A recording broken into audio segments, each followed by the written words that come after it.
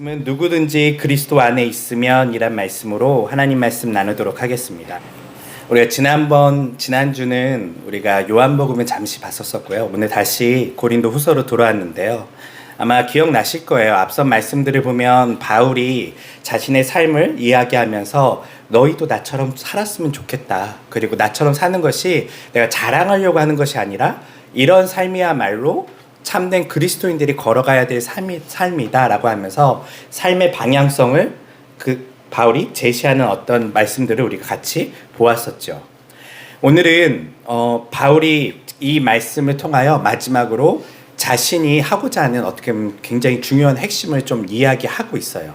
특별히 오늘 말씀 안에는 이것을 이해하기 위해서는 바울이 지금 어떻게 보면 자서전적인 고백이 이 안에 들어가 있다라는 것을 이해하면서 이 말씀을 보면 조금 더 이 말씀을 이해하는데 우리가 훨씬 더 또렷하게 말씀을 볼 수 있을 거라고 저는 생각을 합니다. 먼저 바울이 앞선 이야기에서는 자신의 어떤 삶의 모습들을 그들에게 이야기했지만 오늘은 바울이 처음부터 이 말씀을 해요. 16절에 보면 그러므로 이제부터는 우리는 어느 누구도 세상적인 육신의 잣대로 바라보지 않으려고 합니다. 한때 우리는 세상적인 육신의 잣대로 그리스도를 보았지만 이라고 얘기를 해요. 한때 누가요? 예, 바울과 바울 일행들을 얘기하는 거죠. 우리는 세상적인 잣대로 그리스도를 바라봤었대요. 바울이 세상적인 잣대로 그리스도를 바라본 게 어떤 모습이었을까요? 어떻게 그리스도를 그가 생각했을까요?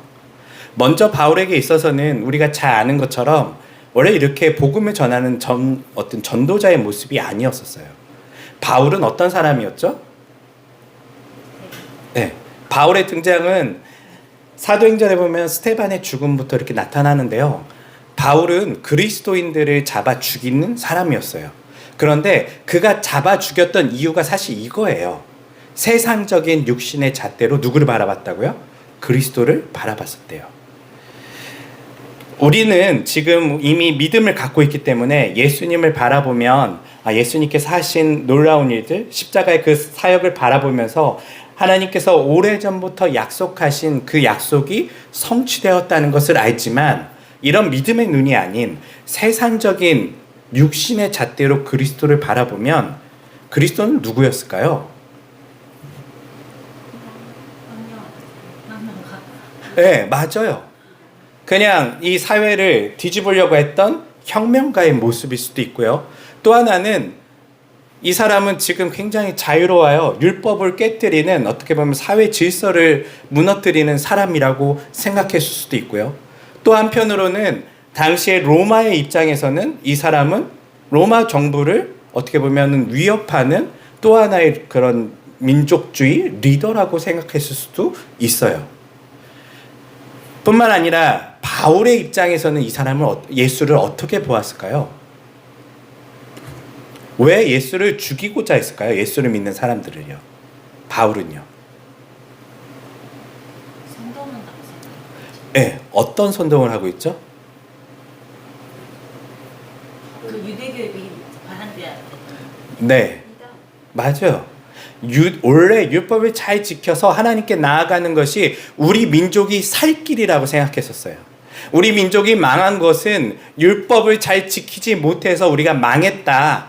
그래서 율법을 잘 지킴으로써 우리 민족이 이 종교 생활을 잘하면 하나님께서 우리를 긍휼히 여겨주셔서 우리를 많은 압제와 또한 많은 문제로부터 우리를 해방시켜 줄 거라고 당시에 율법주의자들 바리새인이나 아니면 바울 같은 사람들은요 그런 생각을 가지고 있었어요.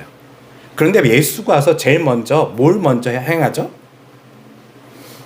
사실 좋은 일도 많이 했지만 성경에 보면 맨 처음에는 예수가 나타나서 하나님 말씀을 전할 때에 율법주의자들이나 바리새인들이 관심 있게 찾아와요. 찾아왔다가 그들이 결국은 실망하게 돼요. 어떤 것 때문에 그렇죠? 네, 예수가 하나님의 율법을 지키질 않아요. 그들이 봤을 때는요. 그 대표적인 사건이 뭐예요? 그들과 아주 첨예하게 갈등했던 사건. 안식일이에요. 안식일. 예. 보니까 예수가 좋은 일도 하고 예수님께서 뭔가 사람들을 도와주시고 고쳐주시는 것까지는 저 사람이 선지자인가? 라고 생각을 했었었는데 갑자기 예수님께서 안식일에 일을 하세요. 그리고 자신의 제자들이 안식일에 먹는 것을 먹는 걸 보고 율법주의자들이 뭐라고 하니까 그거에 대해서 대응하시죠. 안식일은 하나님을 위해 있는 것이 아니라 사람을 위해 있는 것이다 라고 예수님께서 말씀하세요. 이 말은 지금 이 율법주의자들에게 어떻게 들렸을까요? 앞서 얘기한 것처럼 율법을 잘 지키면 우리 민족이 하나님으로부터 복을 받아 하나님께서 우리를 다시금 회복시켜 주실 거라고 그들은 믿고 있었는데 지금 예수님은 그 일을 정면으로 지금 대응하는 거예요. 같은 편인 줄 알았는데 저 사람이 하나님을 이야기하고 저 사람이 율법에 대한 어떤 해석들을 내놓을 때에 새로운 선지자인가? 우리와 같은 편인가? 라고 생각했는데 결국은 안식일을 그가 범하는 걸 보면서 안식일을 지키지 않으면 율법을 다 어기는 거거든요. 사실은요. 제일 중요한 율법 중에 하나가 안식일을 지키는 거였어요. 그런데 예수가 그것을 지키지 않는 것을 보자 예수는 하나님의 사람이 아니구나 라고 생각하게 돼요. 그리고 오히려 율법 우리가 지키는 이 하나님의 말씀을 그가 방해하고 있고 우리 민족이 살 길을 그가 방해한다고 생각했었어요. 그래서 그들이 모여서 무슨 작당을 꾸미죠? 예수님을 죽이려고 해요. 네. 이게 복음서에서 쭉 나오는 이야기예요. 예수님과 율법주의자들 간에 어떤 하나님의 말씀에 대한 여러 가지 갈등과 오해 속에 어느 순간 특별히 안식일을 그가 범하는 순간 그들이 예수를 죽이려고 하죠. 이런 사람 중에 가장 대표적인 사람이 바로 바울이었어요. 그런데 이 예수는 결국은 우리가 잘 아는 것처럼 어떻게 죽게 되죠? 십자가에 달려 죽게 돼요. 이 죽는 그 모든 과정을 성경은 뭐라고 얘기하냐면 그 종교 지도자들과 율법주의자들이 예수님을 내어주거든요. 저 사람을 죽여라. 얼마나 이 사람들이 자신들의 율법을 지키는 것에 혈안되어 있었냐면 자신들의 손으로는 안 죽여요. 네. 끝까지 자신들은 깨끗하고 끝까지 자신들은 어떤 좋은 모습으로 살아가려고 하는 모습은 분명히 있어요.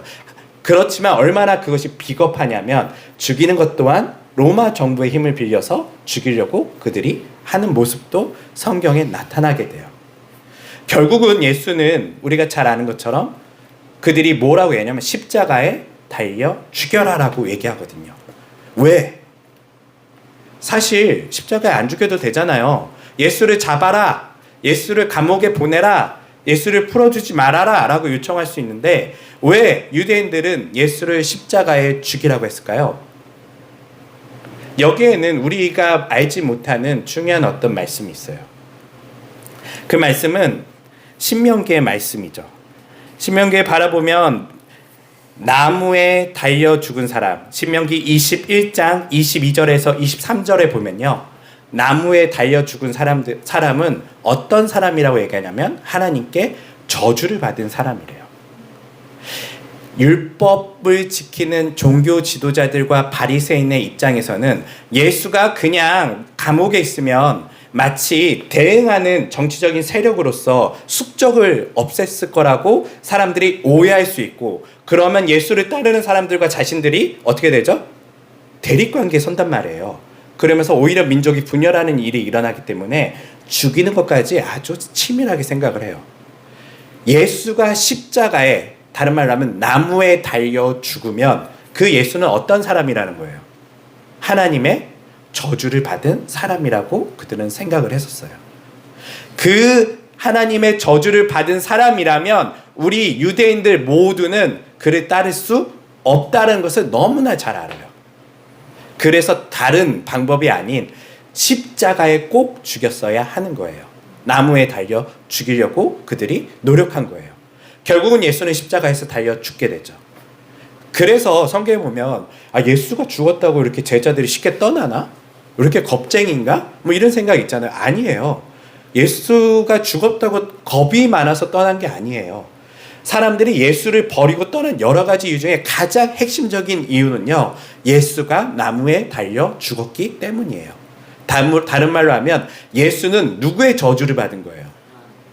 예, 하나님의 저주를 받은 거예요. 그 말은 예수는 더 이상 메시아가 아니라는 거예요. 기름 부은 자는 어떻게 등장해야 돼요? 메시아는, 유대인들이 갈망했던 메시아의 모습은요, 다니엘서에 보면 구름 타고 이 땅에 와서 하나님의 권력과 통치를 실현하는 사람이에요. 엄청난 능력을 가지고, 우리로 치면 말 그대로 히어로의 모습이죠. 영웅처럼 등장해서 세상을 평정하는 모습인데, 예수가 나무에 달려 죽었다는 것은 예수는 더 이상 메시아가 아니고, 예수는 다른 말로 하면 거짓 선지자였기 때문에, 이단이었기 때문에 죽었다라고 결론이 나버린 거예요. 그래서 이제 더 이상 예수를 따르면 이 사람들은 뭐가 되는 거예요? 하나님을 거역하는 사람들이 되는 거예요. 하나님이 저주한 사람을 따로 있을 수 없잖아요. 그래서 다 떠나가게 돼요. 그런데 제자들에게 어떠한 역전이 일어나게 되죠? 그 역전은 바로 부활 사건이죠. 예수가 다시 살아남음을 통하여 그들이 충격을 받게 돼요. 예수는 하나님께 저주받은 것이 아니었는가? 실패한 게 아니었는가? 이단이 아니었는가? 라고 생각했다가 다시 부활한 예수를 바라보면서 그들은 예수가 옳았기에, 예수가 맞았기에 하나님이 예수가 의롭다라는 것을 부활로서 증명하셨구나라는 것을 그들이 이해하게 되죠.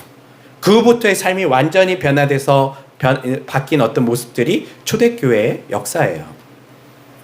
그런데 그 과정 속에 이 바울이 아직 예수의 부활을 목격하지 않았었어요. 그리고 바울은 여전히 예수는 하나님의 저주를 받아 죽은 사람이라고 그는 바라봤었죠. 이 바라봄을 지금 바울이 뭐라고 얘기하냐면요, 나는 세상적인 눈으로 예수를 바라봤대요. 육신의 잣대로 예수를 바라봤대요. 육신의 잣대로 메시아는 어떤 사람이어야 돼요? 육신의 잣대로는요, 아까 얘기한 것처럼 메시아는요, 힘이 있고 능력이 있어서 세상을 다스릴 만한 멋진 존재여야 돼요. 그런데 예수가 그렇지 않았단 말이에요. 그걸 바라보면서 바울은 예수를 오해하게 된 거예요. 자신의 세상적인 잣대로 예수는 메시아일 수가 없어. 저렇게 연약하고 저렇게 힘없는 십자가에서 죽은 저 사람은 메시아일 리가 없어 라고 생각하고 그는 예수 믿는 사람들을 잡아서 죽였는데, 그러다가 누가 나타나게 되죠? 바울에게도 부활하신 예수께서 다메섹으로 가는 그 길에, 다메섹으로 왜 간 거예요 그가? 예수 믿는 사람들이 박해를 받으니까 도망갔어요. 막 여러 지역으로요. 우리로 치면 서울에 다 모여 있다가 박해를 받으니까 목포로 도망가고 다른 지역으로 막 도망갔는데, 그 소식을 알고 그곳까지 쫓아가서 다 잡아 죽여야 되겠다 라고 생각하고 자신들의 어떤 사람들을 이끌고 그 사람, 예수를 믿는 사람들을 죽이려고 다메섹까지 열심을 내서 가고 있는 도중에 그 길에서 예수께서 그에게 나타나게 되죠. 하늘에서 음성이 들릴 때 바울은 하나님께서 드디어 나에게 말씀하시는구나, 초월적인 하나님을 만나는 놀라운 일이 지금 나에게 일어났구나 라고 생각하고, 내가 열심히 충성스럽게 하나님의 그 율법을 지켰기 때문에, 내가 열심히 하나님의 영광을 위해 예수를 믿는 저 이단들을 죽이려고 내가 이렇게 하기 때문에 하나님이 나를 칭찬하는 줄 알고 하나님의 음성이 들을 때 엎드렸지만, 그 음성이 누구의 음성이라고 얘기하죠? 나는 너가 핍박하는, 너가 나를 죽이려고 했던 바로 그 예수다라고 했을 때 바울이 완전히 무너지게 돼요. 이 하늘의 음성은 분명 하나님의 음성인데, 하나님의 음성 속에서 누가 나타났다고요? 예수가 나타난 거예요. 그리고 그 예수의 나타남은 단순히 음성으로만 나타난 것이 아니라 실존적인 진짜 예수가 나타난 것을 그가 경험하고 만난, 다른 말로 하면 부활을 목격한 사실이 되는 거예요. 귀신의 음성이 아닌 분명 살아있는 하나님의 음성이었기 때문에 바울은 이것을 가지고 이제 혼란을 겪으면서 우리가 잘 아는 것처럼 다메섹에 도착해서 아나니아를 만나고 거기서 다시금 그가 오랜 시간 동안 내가 도대체 무슨 문제가 있었는가, 무슨 오해를 하였는가 말씀을 연구하게 돼요. 그 기간이 한 3년이라는 시간이 걸리죠. 그리고 나서 그가 다시금 돌아왔을 때 이제 성경의 말씀이 예수가 죽은 것은 그가 저주를 받은 것은 맞아요. 맞는데 그가 어떻게 이제 이해를 하냐면 이 예수의 죽음은 누구를 대신하여 저주를 받은 거라고요? 왜? 우리를 대신하여 죽은 희생의 제물이었다라는 것을 그가 이해하게 돼요.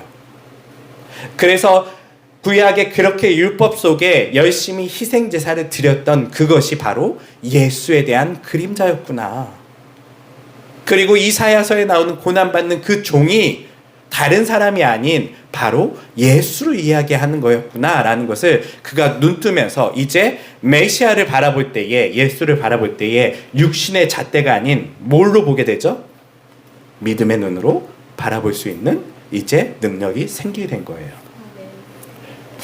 바울은 이렇게 처음에 자신의 자서전적인 이야기를 시작하는 거예요. 너희도 알지만 내가 과거에 사실 너희들에게 자랑스럽게 나를 이야기하지 못할 만큼 나는 육신의 눈으로 예수를 바라보고 예수 믿는 사람들을 잡아 죽였던 사람이야. 왜냐하면 바울에게 늘 그게 아킬레스건이잖아요. 어디 가서 선생님으로서 말씀을 전하려고 하면 너 예수 믿는 사람들 죽였던 사람이잖아. 너 지금도 못 믿겠어. 믿는 척하고 우리에게 들어와서 한 번에 우리를 다 죽이려고 지금 너 첩자로 들어온 거지? 라고 오해를 너무 많이 받아요. 그래서 바울 서신의 모든 서신에 항상 바울이 뭘 얘기해요?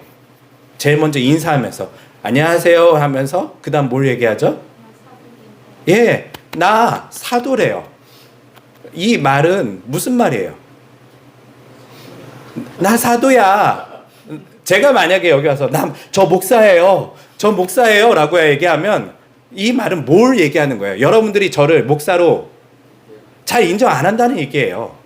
그냥 와서 얘기하면 아 목사님이 오셨구나 라고 하면 당연히 인정받는 건데 제가 사실은 이런 신학교도 나왔고요. 저 목사예요. 이렇게 설명하고 있다는 것은 그것에 대한 어떤 굉장한 연약함이 있다는 증거예요. 자존감의 문제인 거죠 사실은요. 바울의 이런 모습 속에 오늘도 그렇게 시작하는 거예요. 내가 사실은 너네 말이 맞아. 나는 너네처럼 똑같이 육신의 눈으로 예수를 바라봤었고 그때 그 문제 때문에 예수 믿는 사람들을 내가 너무 많이 죽였어. 하지만 이제 우리는 어떻게 한다고요? 예수를 그런 육신의 눈으로 바라보지 않습니다 라고 바울이 이야기해요. 그러면서 바울이 뭐라고 얘기하죠? 17절에요. 같이 읽어볼게요.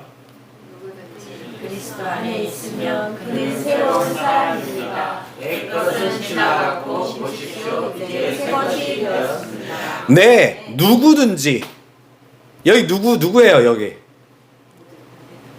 바울의 입장에서는 자기가 포함된 거예요.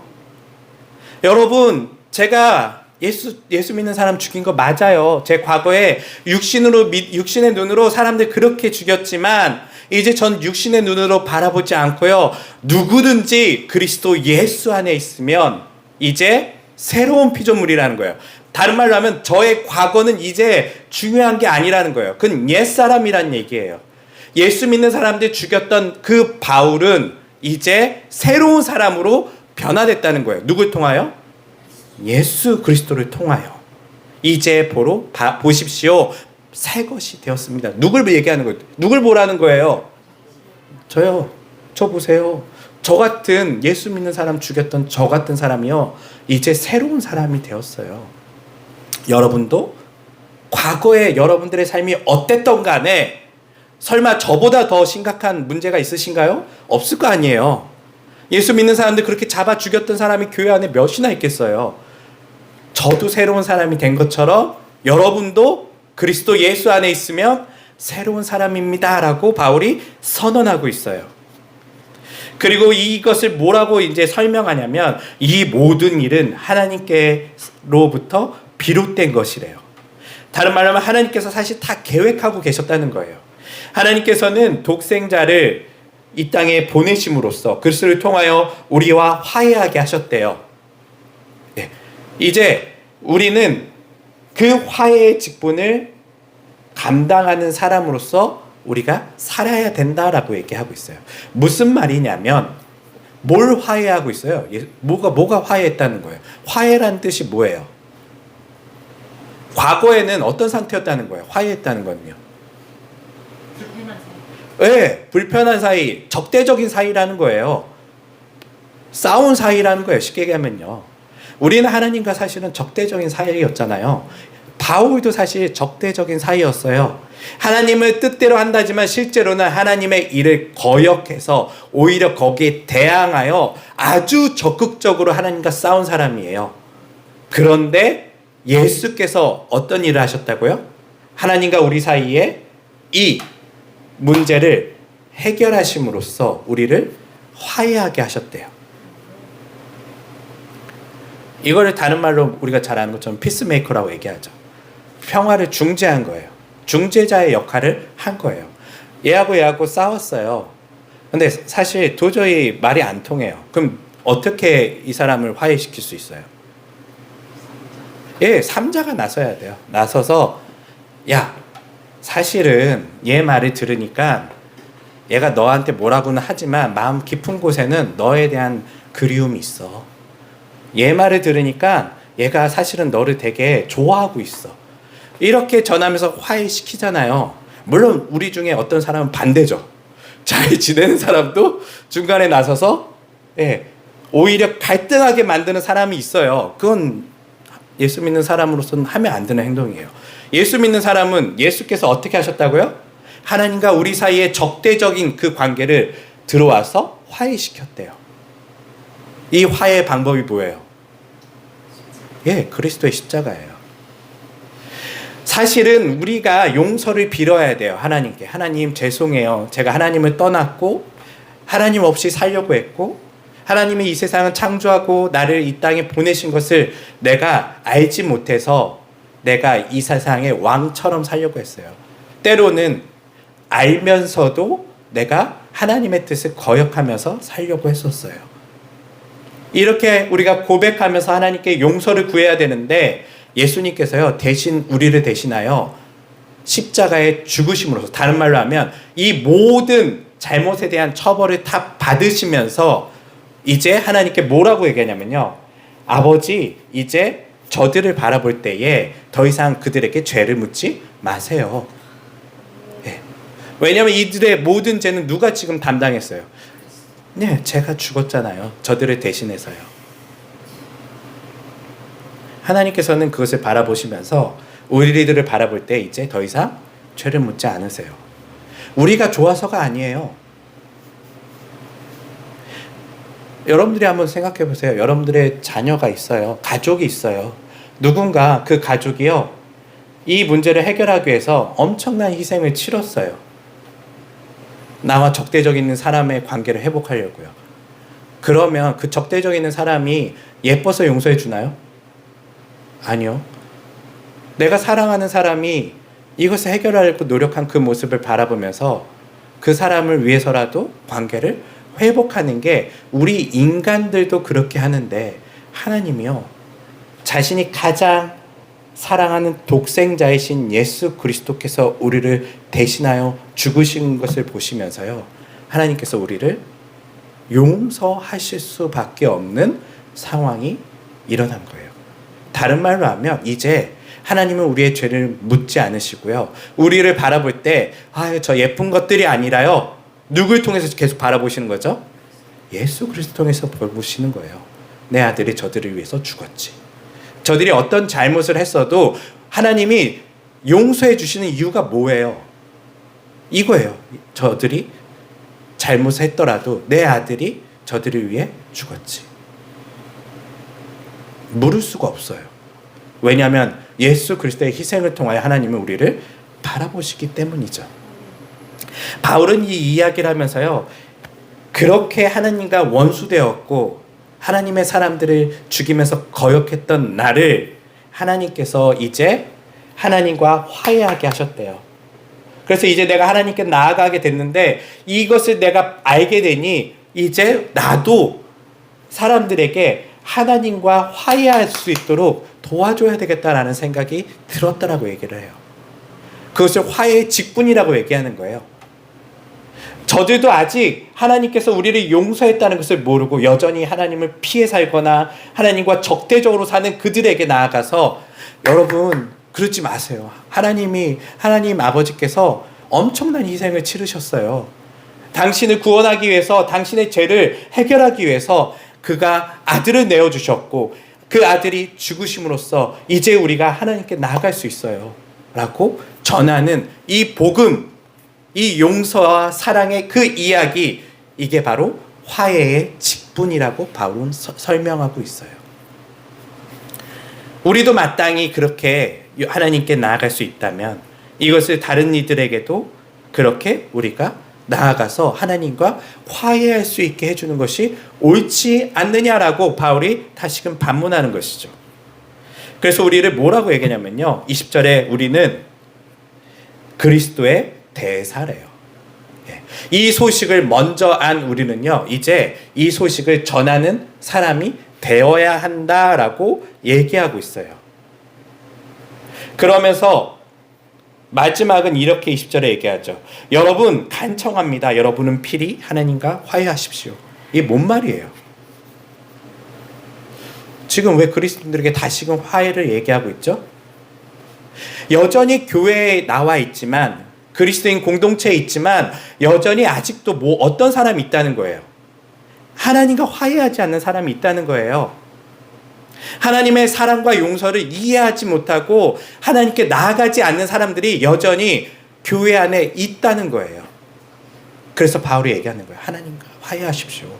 우리는 어마어마한 하나님께서 우리에게 복을 주셨는데 그 복은 우리를 옛사람, 하나님과 적대적으로 살았던 나 같은 원수 같은 그 사람이 아닌 그리스도 안에서 나를 새롭게 하셨는데, 이 화해의 복음을 여러분들 이해하시고 여러분들이 이것을 믿는다면 여러분 또한 화해의 화해를 사람들에게 전하는 그런 하나님의 대사가 돼서 살아야 할진데, 아직 우리 안에도 뭐가 있다고요? 하나님과 용서가 일어나지 않은 사람들이 있대요. 다른 말로 하면 아직도 하나님의 사랑과 그 용서를 믿지 않는 사람들이 있다는 거예요. 그래서 마지막은 이렇게 말씀을 정리하게 돼요. 하나님께서는 죄를 전혀 알지도 못하는 분, 곧 그리스도에게 우리의 죄를 대신 짊어지게 하셨습니다. 다시금 복음을 정리해 주는 거죠. 그것은 우리로 그리스도 안에서 하나님께 의롭다함을 인정받게 하기 위해서래요. 이게 아주 굉장한 핵심이에요. 앞선 17장의 말씀이 여기와 같이 사실은 연결이 되는데요. 우리가 하나님께 용서받았다는 이것은 단순히 용서로 끝난다는 것이 아니에요. 우리로 치면 그런 거죠. 야, 화해해. 싸우지 말고 화해해. 라고 하면 알았어. 이게 아니에요. 하나님은 어디까지 지금 우리에게 지금 이 일을 진행하시냐면요, 화해해서 얘가 사실 엄청난 잘못을 했음에도 불구하고 우리에게 의롭다함을 주고 싶으셨대요. 예. 사실 우리가 그럴 만한 가치가 있나요? 저는 성경을 두 가지 눈을 좀 보게 돼요. 한 가지 눈은 하나님께서 요한복음에 있는 것처럼요, 우리를 얼마나 사랑하시기에 우리에게 아들을 내어주셨을까 라는 게 첫 번째 눈이고요. 또 하나는 사실 이게 잘 마음에 와닿지 않아요. 여러분들 그만한 존재이신가요? 솔직히요? 마음에 정말 와닿으세요? 하나님이 나를 우주보다 사랑하시는구나, 이게 마음에 잘 와닿으세요? 믿고 싶어도 잘 와닿지 않잖아요, 사실은요. 그때 저는 두 번째를 생각하게 돼요. 하나님이 얼마나 그리스도를 사랑하시기에 나 같은 존재를 의롭다라고 얘기해 주실까? 저는 이 복음을 굉장히 두 가지 면이 있어요. 하나님이 예수보다 우리를 사랑하실까요? 솔직히요. 여러분들 우리는 창조물이잖아요. 예. 저도 제가 만든 거 아끼기는 해요. 그렇지만 이 물건보다 제 자식이 더 소중해요? 아니에요. 제 자식이 더 제 자식이 더 소중하죠. 이 물건이 소중하지 않아요. 아무리 아끼는 거라도 내 자식과 바꿀 수는 없어요. 근데 내 아들이 이것을 회복하기 위해서 엄청난 희생의 대가를 치렀다면 이제 이 물건은요, 단순히 내가 아끼는 가치를 넘어서게 돼요. 어떤 가치를 부여받게 되죠? 아들의 희생의 가치가 거기에 이제 담기게 돼요. 예를 들면 그런 게 있잖아요. 여러분들이 사실 별거 아닌 물건인데 내 부모님께서 마지막으로 남겨주신 남겨주신 어떤 물건들, 예, 그 물건 원래 나한테 소중했었어요? 안 소중했었어요. 그런데 내가 사랑하는 사람이 아끼는 거라면 어떻게 되죠? 나에게 새로운 의미가 부여되게 되죠. 우리가 사실 그래요. 요한은 하나님께서 자신의 아들을 내어주셨다라는 하나님의 적극적인 어떤 모습으로 이 사랑의 이야기를 하지만요, 바울은요, 또 다른 면에서는 이렇게 얘기하는 거예요. 우리가 사실 때로는 바울은 우리하고 비슷할 거예요. 우리가 그만한 가치가 있을까? 우리가 하나님께 얼마나 적대적이었는데 여전히 하나님을 믿지 않고 여전히 하나님의 뜻대로 살지 않는 일이 너무나 많은데 왜 도대체 저분은 계속 나를 용서해 주시고 사랑해 주시지? 여기에는 뭐가 들어있다는 거예요? 바로 하나님의 아들이신 예수 그리스도를 통한 그 희생의 의미가 우리에게 부여됐기 때문에 이제 하나님이 우리를 바라볼 때에 또 다른 눈으로 우리를 바라볼 수밖에 없다는 거예요. 그래서 저는 처음에 어렸을 때 이런 생각을 했었어요. 내가 예수를 믿고 잘 살다가 계속 또 죄를 짓고 나쁜 짓을 하면 어떡하지? 하나님이 날 버리시지 않으실까? 이 정도 하면 하나님이 날 싫어하지 않으실까? 이 정도 하면 나는 천국에 가지 못하는 사람이 아닐까? 라는 생각을 저는 조금 했었어요. 여러분들도 좀 해보셨죠? 예. 그런데 바울이 이 얘기를 해요. 너를 바라볼 때에 하나님은요, 그리스도를 통해서 보신다는 거예요. 예수님이 희생하신 그 희생의 그 십자가의 그 희생을 통하여 우리를 바라보시기 때문에 사실 우리는 버릴 수 있어요. 제가 늘 고민하는 건 그런 거였거든요. 창조주가 이 망가진 세상 다시 그냥 없애버리고 새로 만들면 되는데 왜 여기에 이렇게까지 집착하고 계실까? 하나님이 왜 우리 같은 사람들, 하나님의 뜻대로 살지 않는 우리 같은 사람들에게 왜 이렇게 희한한 은혜를 베푸시고 계실까? 우리가 놀라운 가치가 있어서요? 예, 하나님이 우리를 만들었기 때문에 가치가 있긴 해요. 하지만 정말 그만큼 하나님의 속을 엄청나게 썩힐 만큼 우리가 정말 가치가 있을까요? 없는데요. 예수님을 통해서 이제 새로운 가치가 부여된 거예요. 이제 여러분들은요, 하나님이 바라보실 때요, 앞서 제가 오늘 예배 시작할 때 본 것처럼요, 우리를 그냥 보지 않으세요. 예수님을 통하여 보는 거예요. 예수 안에 있는 우리 한 명 한 명을 하나님은 바라보고 계세요. 이게 바로 하나님께서 하신 놀라운 일이에요. 이것을 바울은 너무나 잘 알아요. 왜냐하면 자신의 인생이 바로 이것에 대한 증거기 때문에 그래요. 나만큼 하나님의 뜻을 거역한 사람 있니?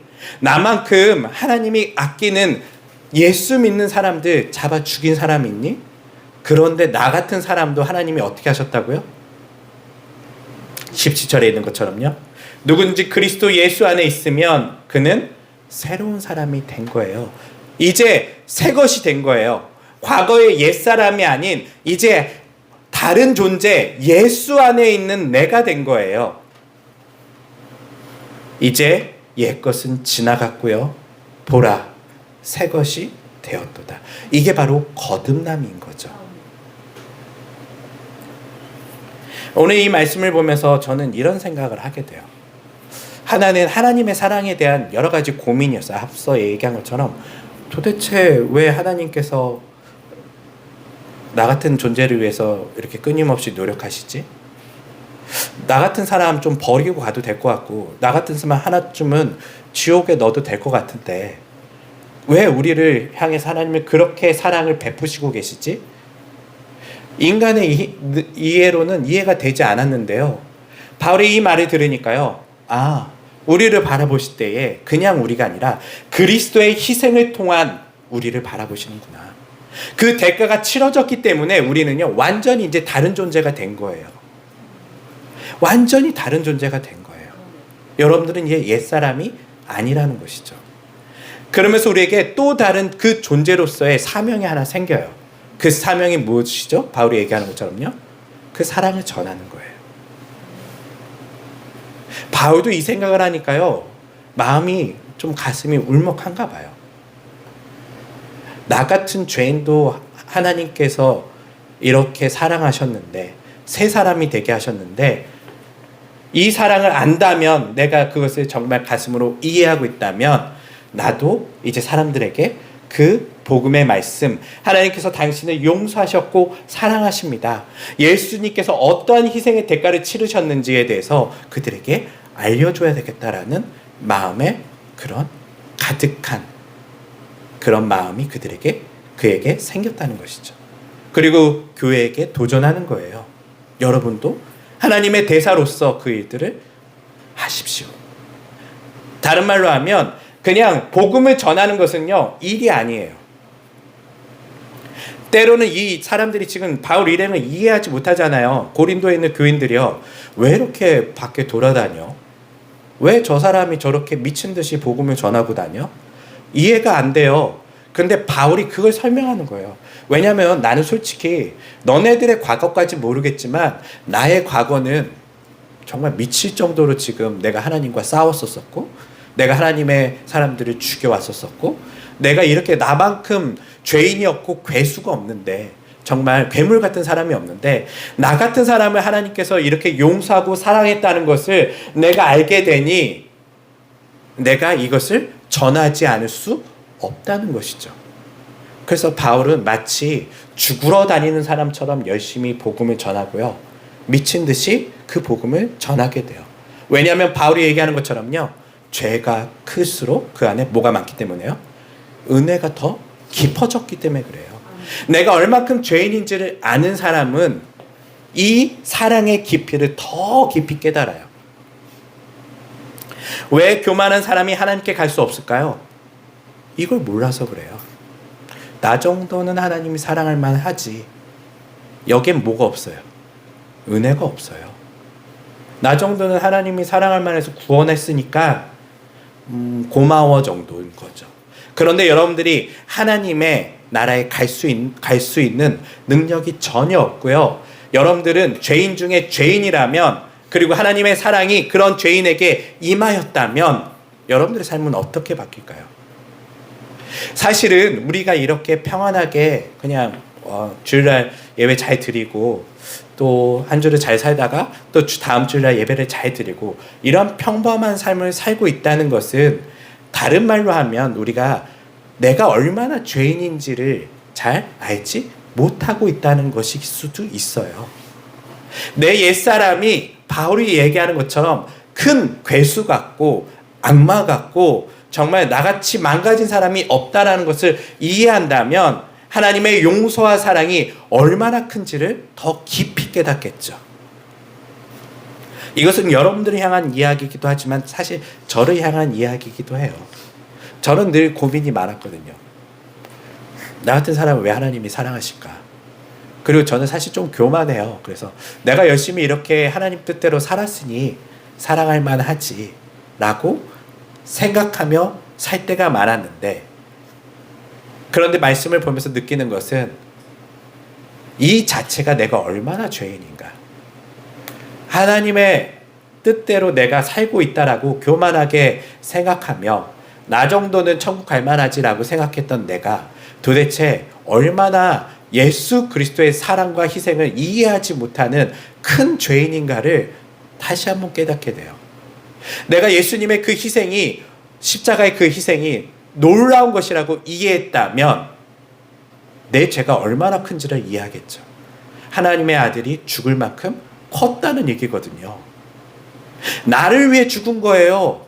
죄 많은 죄를 위해 죽은 게 아니라요. 나를 위한 그 죽음이 얼마나 큰 놀라운 죽음인지를 내가 알고 있다면 나는 바울처럼 사실 제정신으로 살지 못했을 텐데, 어쩌면 고린도 교회와 수많은 교회들이 바울이 이야기하는 것처럼 여러분들은 하나님의 대사입니다 라는 말을 들어야 한다는 것은 우리의 삶에 여전히 그런 하나님의 사랑을 깨닫지 못하고 있는 것은 아닌지, 바울은 그것을 바라보고 안타까운 마음에 자신의 삶을 이야기하면서 나 같은 사람도 이제 새로운 사람으로 주님께서 받아주신 그 놀라운 사랑 때문에 내가 대사가 되었는데 여러분도 한번 돌아보십시오. 그러면서 얘기하는 게 하나님과 화해하라는 거예요. 여러분들이 아직 화해 대사로 나가지 못하는 이유는 하나님과 아직 뭐하고 있다는 거예요? 적대적으로 살고 있다는 거예요. 때로는 교만함으로, 때로는 거역함으로, 때로는 하나님 없이 살려고 했던 수많은 내 마음들이 여전히 하나님과 우리가 화해하지 않는 모습 중에 하나라는 것이죠. 바울은 그 말씀을 5장 전체를 통해 얘기하는 거예요. 나처럼 살아라. 왜 나처럼 자꾸 살려는 거예요? 복음을 우리가 이해한다면, 그 사랑을 안다면 나처럼 살 수밖에 없어. 내가 특별한 삶이 아닌 너희가 이상한 삶을 살고 있는 거야. 여전히 복음을 이해하지 못하고 살고 있는 거야. 여전히 육신의 눈으로 예수를 바라보고 있는 거야. 얼마나 교회들이 육신의 눈으로 예수를 바라보면 교회에서 구하는 것이 다 육신적인 거잖아요. 아니라고 우리 얘기 못 하잖아요. 우린 여전히 하나님, 예수는 나의 문제를 해결해 줄 그러한 육신적인 메시아였으면 좋겠다고 생각하잖아요. 내 문제를 해결해 주고, 내 건강의 문제를 해결해 주고, 내 어려움을 해결해 주고, 그리고 우리가 기도하고 나아가면 결국은 어떻게 될까요? 이런 육신의 눈으로 예수님을 바라보면 그 믿음의 끝은 어떻게 될까요? 하나님께 실망하게 돼요. 왜요? 왜 안 해주세요? 제가 이 정도 했으면 좀 해주셔야 되는 거 아니세요? 당신이 메시아라면, 당신이 신이라면 이런 문제는 좀 해결해 줘야 되는 거 아니에요? 이런 이야기를 똑같이 바울의 옛사람처럼 하고 있다는 거예요. 그런데 그 눈이 아닌 이제 새로운 눈을 뜨셔야 해요. 예수님을 바라보셔야 돼요. 우리의 메시아는 어떤 분이세요? 우리의 메시아는 우리를 위하여 우리의 모든 죄를 대신하여 십자가에서 죽으신 메시아예요. 희생하신 메시아예요. 뭘 해결하기 위해서요? 하나님과 우리의 관계를 회복하기 위해서, 하나님께 나아갈 수 있게끔 이 길을 열어주시려고 예수님이 어마어마한 희생을 치르신 메시아예요. 이제 믿음의 눈으로 그것을 바라본다면 여러분들은 하나님과 화해하셔야 돼요. 다른 말로 하면 하나님과 더 친해지셔야 되고요. 하나님을 더 사랑하셔야 되고요. 그 사랑을 안다면 우리 또한 화해의 그러한 대사로서 사람들에게 나아가서 하나님의 사랑을 전해야 된다는 것이죠. 교회를 채우려고 전도하는 게 아니에요. 우리가 하나님을 사랑한다면 복음을 전할 수밖에 없는 것이 우리의 당연한 모습이 되어야 된다는 것이죠. 그래서 바울이 반문하는 거예요. 너희가 하나님의 대사가 돼야 되지 않겠니? 하나님과 화해 좀 하렴. 아직 너희들이 화해하지 않은 것 같아. 이 복음을 이해하지 못한 것 같아. 누구에게 얘기한다고요? 고린도 교회에 그 얘기를 하는 거예요. 고난 속에 살고 있는, 나름 잘하고 있다라고 생각했던 고린도 교회에 그 얘기를 하고 있다는 거예요. 이 땅에 있는 많은 교회들이 있어요. 우리 교회도 있고요. 새로운 개혁교회 성도님들은 잘하고 계신가요? 어쩌면 우린 고린도 교회와 비슷해요.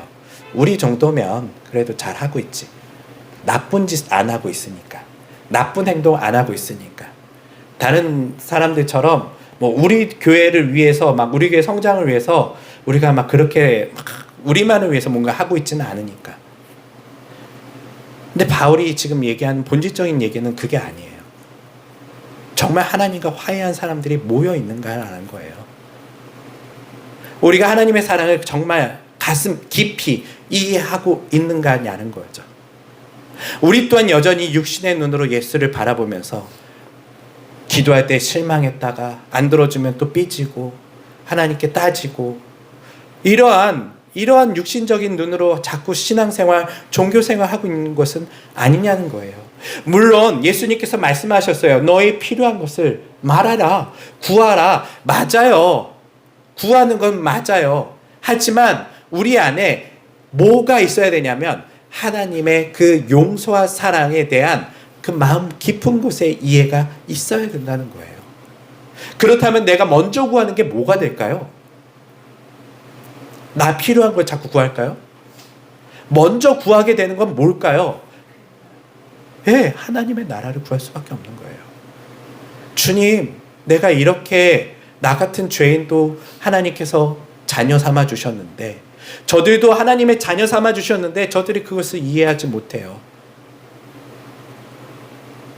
그래서 복음을 전할 수밖에 없고 그들에게 하나님께서 당신을 얼마나 사랑하시는지에 대한 복음에 대한 그 대사로서의 역할을 할 수밖에 없는 것을 말하는 것이죠. 그리고 그때 필요한 것을 구하는 거예요. 이게 예수님께서 말씀하신 마태복음 6장에서 말씀하신 이방인들은 자신의 먹을 거, 입을 거 이런 거 구하지만 너희들은 그런 거 구하지 말아라. 그리고 너희들은 뭘 먼저 구하라고 얘기하죠? 예, 하나님의 나라를 구하래요. 하나님이 너희 필요한 거 다 알아. 너희가 뭘 써야 되는지, 뭐가 필요한지 너희 기도의 제목 다 알고 있어. 그렇지만 너희가 하나님과의 용서와 사랑을 이해한다면 우리는 이제 구하는 게 어떻게 바뀌게 돼요? 하나님의 나라. 하나님 나라가 뭐예요? 하나님의 용서와 사랑이 실현되는 곳이에요. 우리가 하나님의 나라를 구한다는 것은요, 단순히 교회를 많이 만드는 것이 아니라요, 사람들이 이제 하나님의 사랑을 알고 그리고 그 사랑 속에 내가 이제 정말 자진해서 내가 지옥 갈까봐 하나님의 말씀을 듣는 것이 아니라 하나님의 사랑에 감격해서 하나님의 뜻대로 살려고 노력하는 그 세상이 바로 하나님의 나라잖아요.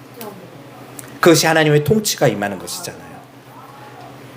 그것을 예수님이 우리에게 말씀하셨다는 거예요. 말씀을 정리할게요. 누구든지예요. 누구든지. 예. 이 복음의 메시지는요, 여러분 살인자 계세요? 혹시 여기 계신 분들 중에요? 살인자 없으시잖아요. 바울 살인자예요. 교회 불 지른 사람 있으세요? 없으시죠? 바울은 그렇게 했어요. 적극적으로 다 잡아 죽였어요. 이런 바울을 주님께서 어떻게 하셨다고요? 이제 옛사람은 지나갔고 이제 새 사람, 거듭남이 이제 바울의 삶 속에 예수 그리스도를 통하여 일어났다는 거예요. 누구든지 그리스도 안에 있으면 새로운 사람이에요. 여러분 과거에 자꾸 얽매이지 마세요. 나 같은 사람을 주님께서 사랑하실까? 나는 정말 구원받을 수 있을까? 그 옛사람은요, 그리스도와 함께 죽었어요. 갈라디아서 2장 20절에 이렇게 바울은 얘기해요. 나는 그리스도와 함께 십자가에 못 박혀 죽었습니다. 그러므로 이제 내가 산 것은 내가 사는 것이 아니라 내 안에 계시는 그리스도께서 사시는 것입니다. 내가 지금 육신을 갖고 살아있는 것은 오직 나를 사랑하셔서 나를 위하여 자기 몸을 내어주신 하나님의 아들 그리스도를 믿는 믿음으로 살고 있는 것입니다. 이것이 바울의 고백이 될 뿐만 아니라 이것이 우리 모두의 고백이 돼서 주님, 내가 살아가고 있는 것은 이제 옛사람은 죽었어요. 하나님 알지 못하고 늘 부자가 되고 싶고 늘 건강하고 싶고 늘 세상의 모든 안락과 쾌락을 누리고 싶었던 그 옛사람은 죽었어요. 나는 하나님의 사랑을 너무나 잘 알기 때문에 이제 내가 사는 건요, 예수님을 위해 살 거예요. 예수님이 내 안에 이제 살아계신 것처럼 예수님이 원하는 거 할 거고요. 예수님이 하려고 했던 거 내가 할 거고요. 예수님이 그렇게 어려운 사람들 도왔다면 나도 도울 거고요. 예수님이 누군가의 친구가 되었다면 나도 그 사람의 친구가 되어줄 거예요. 이것이 바로 바울이 고백했던 내가 그리스도와 함께 십자가에 못 박혔고 이제 내가 사는 것이 아니라 내 안에 예수께서 사시는 것이라 라는 그 고백이 우리의 삶 속에도 오늘 이 바울의 전체적인 이야기를 통해서 일어나기를 바랍니다. 사랑하는 성도 여러분, 우리 잘하고 있지 않아요? 고린도 교회가 그랬잖아요. 우리만큼 좋은 교회 어디 있어? 우리만큼 잘 배우고 잘 성경에 대한 이해도 높고 좋은 선생님 많았던 교회가 어디 있어? 근데 그들에게 뭐가 없어요? 하나님의 사랑을 알지 못해요. 그러니까 싸우고, 그러니까 흉보고, 화해하는 역할이 아닌 들어가서 싸움 붙이는 역할하고, 이것이 교회 안에 지금 일어나고 있잖아요. 고린도 교회에 일어났고 우리들의 지금 교회 안에도 일어나고 있잖아요. 바울이 얘기해요. 너희가 하나님과 화해하기 바란다. 다른 말로 하면 하나님을, 그 복음을, 하나님의 사랑을 우리가 알기 원한다라고 고백하고 있다는 거.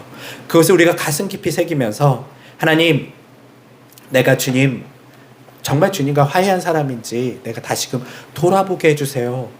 그리고 주님의 사랑을 깊이 알게 해주세요. 나도 다른 사람을 이해하지 못하는 것처럼, 맞아요, 하나님 사랑은 이해할 수 없어요. 하지만 그 사랑을 깊이 알므로써 나의 삶 또한 누군가 이해하는 삶이 아닌 바울처럼 이해받기 어려운 삶이 되게 해주세요. 예수님이 내 안에 사는 것처럼 살 수 있게 해주세요 라고 그렇게 기도하시는 모두가 되시기를 주님의 이름으로 축원합니다. 기도하겠습니다.